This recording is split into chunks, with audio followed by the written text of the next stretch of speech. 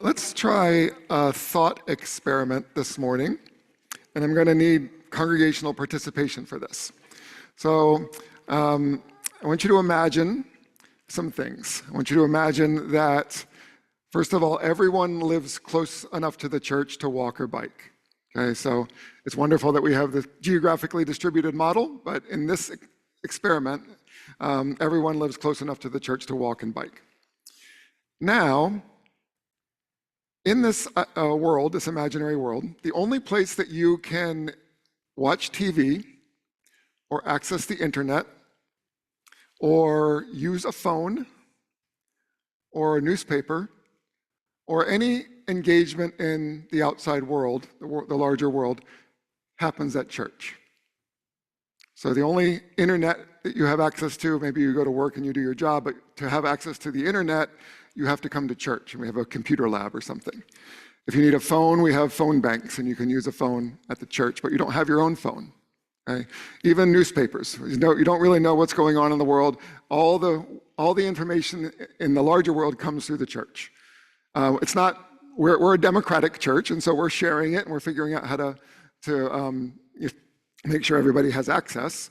So it's not about controlling, but it's just that happens to be how the world is set up. How is your life different in that scenario than it is now?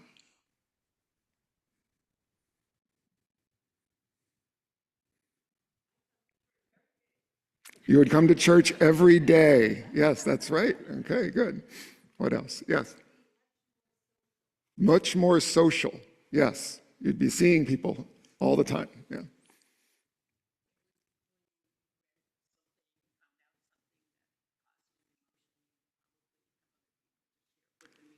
Yes, thank you. When you read something or share that's something that has caused an emotion in you, you'd have other people to share it with immediately. If there's anybody on Zoom, you can raise your Zoom hand, and Kelly will call on you. Any other thoughts? How does it change your life? Yes. You'd spend most of your day here. Yeah, right, yeah. Yeah. You have to fight your introversion. Yes, that's right. I get that. So not everybody's going to want to be around a big group of people every day, but they have to get here to get their information. Yeah. Might be good or might not. Holly? I think I noticed nature the rest of my life. Okay. Outside of church. Okay, because you're walking back and forth? Okay, yeah. I think we spent so much time here, we noticed when other people were having issues, and maybe our time would be spent with them and helping them. Yes, so we'd be with each other so much we'd notice when each other were having issues and problems that we could then help with. Kelly, is there anybody online with their hand up? There is not. Okay. All good answers from the sanctuary. And we've started to get to the second question already, which I was going to ask, which is, how does it change the church life? How does it change our community? And we're caring for each other, we're seeing each other, we're developing relationships. So I offer that thought experiment to make 2 points. One is just to notice how much technology divides us and disperses us and separates us. It really,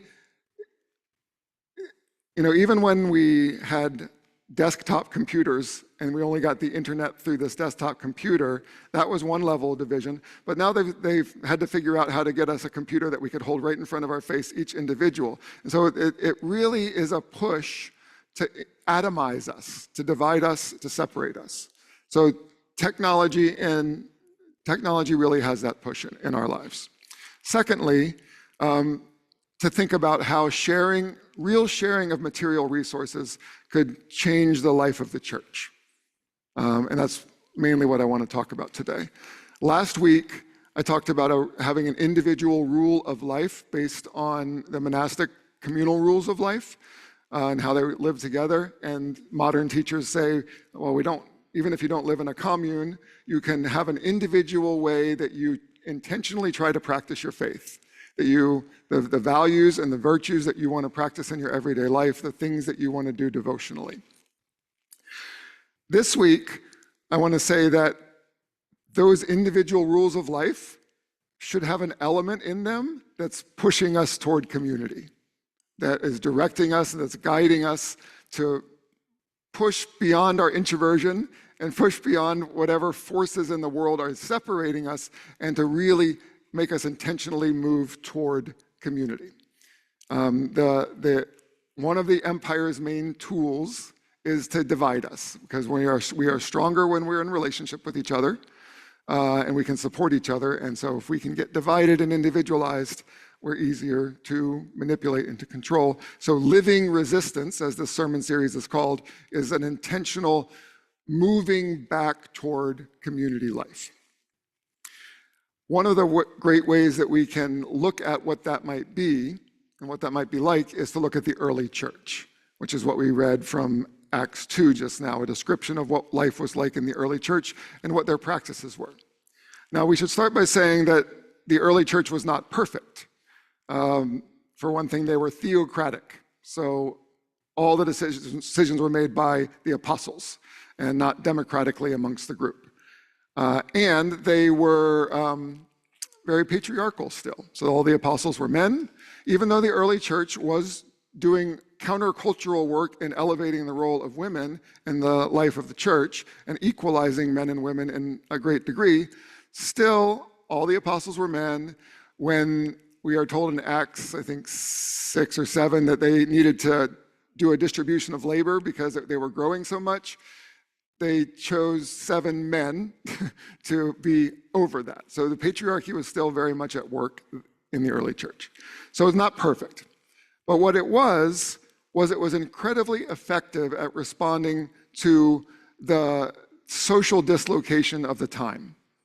And I think we are also experiencing that kind of social dislocation because that's what empires do. They tear us away from each other and leave us floundering a little bit to where to find meaning and where to find relationship. And so the early church had an answer for that. In their time, the force that was doing it was urbanization. In their time, there was, as social and economic inequality increased, people were pushed off the land and pushed into urban centers. And so they were dislocated from the land itself. They got dislocated from their extended family. And they got dislocated from just how to make a living. Like if you made your living off the land and now you live in the city, you're economically insecure all of a sudden. All of those forces were happening for people in the city. And this has happened throughout human history, this push towards urbanization and this dislocation of this social dislocation. So that was all happening. And the early church's response to that was with a message and a practice. The message was, God loves you. You are valuable. You are a child of God. Every human being has worth and dignity. And no matter where you are in your life, you have an opportunity to start over again. So if you have been dislocated from the things that gave you meaning, you now have an opportunity to start over. God's giving you a fresh start. That was, in general, broad terms, broad brushstrokes, the message of the early church.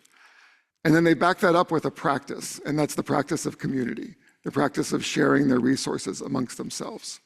In fact, it lists the things that they did together. It says they devoted themselves to the apostles' teachings. Now, I take that to mean they devoted themselves to thinking carefully about what they were thinking.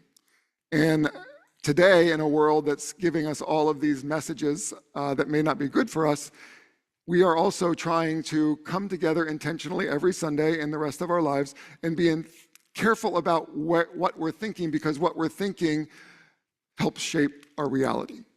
So for instance, when it comes to our teachings and our thinking, the world right now, the empire is telling us that certain people matter less. That certain people, because of the country they're from or the color of their skin, have less rights, are able to be separated from families and sent away or detained, that certain people are less valuable.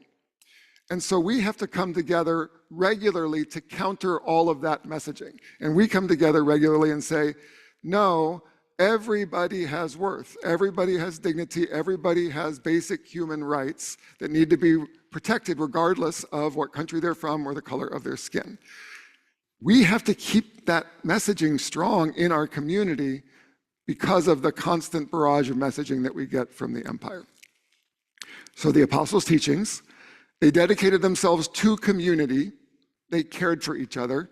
They took care of each other when one person was hurting or sick. They took care of each other. They cared about what was going on in each other's lives. Prayer, they were very intentional about their prayer life. Now, in a liberal progressive church, we have to figure out what that means sometimes. What does it mean to have an active prayer life? Because we tend to say you can do that in a lot of different ways. We're not a people who say, this is how you pray, right? We come together and we all have a hunger for connecting to something larger and to each other. And there's a lot of different ways that we can do that. But still, I think it's important for us as a church to be intentional about our prayer life, our spiritual life, how we're connected to each other and to the larger world. And notice how all of these things are working against that social anomie, that social dislocation that we all might be feeling in these days. And then finally, their fourth practice was they shared their resources with one another. They shared as any had need, and they regularly shared meals. And I think that shared meals is what I think we could really benefit from more today as a practice of our congregation. It's interesting to note that in the early church it says they shared meals in each other's homes. That's interesting for one reason, because you get the impression that it was a commune, that they were selling everything and giving everything to the church and they were distributing, but maybe it was not quite like that in reality. They were keeping each other's homes. They still had homes. They didn't give everybody's homes away.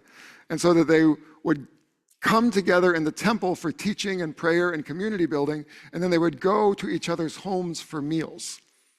So that would be like us on a Sunday morning. We come together, and then we're like, okay, now for lunch, there are 5 people in the neighborhood who are going to be offering lunch in their homes, and go have lunch in somebody's home after this, and this is where they live. Wouldn't that be cool? Let's do that.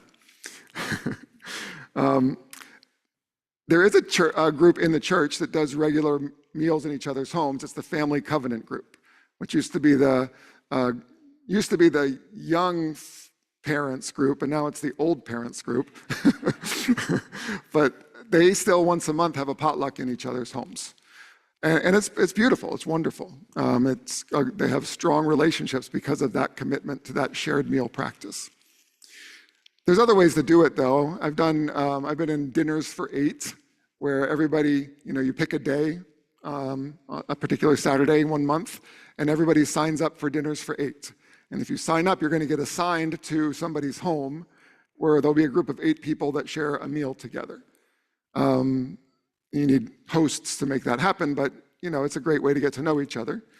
There's another version of that where you don't know who's going to be at the dinner with you, and nobody knows who's going to be there except the host and where the host lives. And that's called Guess Who's Coming to Dinner. But there's all kinds of ways that you can do that, that we can get better at getting in people's homes to share meals with each other. And then the other way is just, the church potluck, coming here to this central location to share a meal. And potlucks are a fantastic way to do that. I'd love to see us one day have more regular potlucks, maybe a monthly potluck or something. But even our effort to renovate the church kitchen and bring in Ada's Cafe to have it as their central kitchen and to provide a cafe on the church grounds would move us in that direction. It would make food a more central part of the experience of being at church. And so you could either go over to Ada's after church. Maybe you take your church bulletin and you get a free coffee and scone. Or you go and you just pay your market rate for your sandwich over there. We do want to make sure that anybody who has need could go and get something to eat. And so there's different ways we can figure out how to do that. You can do a pay it forward method, where when you buy your meal, you buy a little magnet that you put on a board, and then if somebody comes up and has a need, they grab the magnet and that's their meal. They can now have a meal or a coffee. The church can, tell Ada's, we want this number of free coffees and this number of free scones to be given out this month. There's different ways we can do it. Ada's can also cater meals for the church. Again, food becomes this much more accessible part of our community life. And so every Wednesday, you can come and have a meal catered by Ada's, and maybe you give a little bit of money, and maybe the church gives a little bit of money, and together we share a meal together. So that's all great. The last point, though, kind of goes in a different direction, which is those meals, according to the text, were simple. It makes a point of saying these were simple meals shared with gladness. And I think a lot of times we don't end up sharing meals together because we want to be like Julia Childs, and we want to present this amazing spread of meal. And they were probably sharing bread and maybe some fruit and maybe a one-pot dish or some cheese. And that's countercultural too, because we're like, it's got to be a great meal. And what if it's just a simple meal that we come and share together? Well, then we're not going to show up because it's not a great meal. So what do? But that's clearly part of the early church's plan, was this practice of simple meals together. So that's just my basic message today, is that to resist the empire in our everyday life, it means we have to be very intentional of practicing community as a church. And we have to do that by sharing resources with each other. The most basic way to do that is by sharing meals together. So how do we do that? How do we think more intentionally as individuals to push ourselves against the flow of the empire toward community life? And how do we think intentionally as a church about offering programs where food is centered as part of the life of the church and the resources that we share? Amen.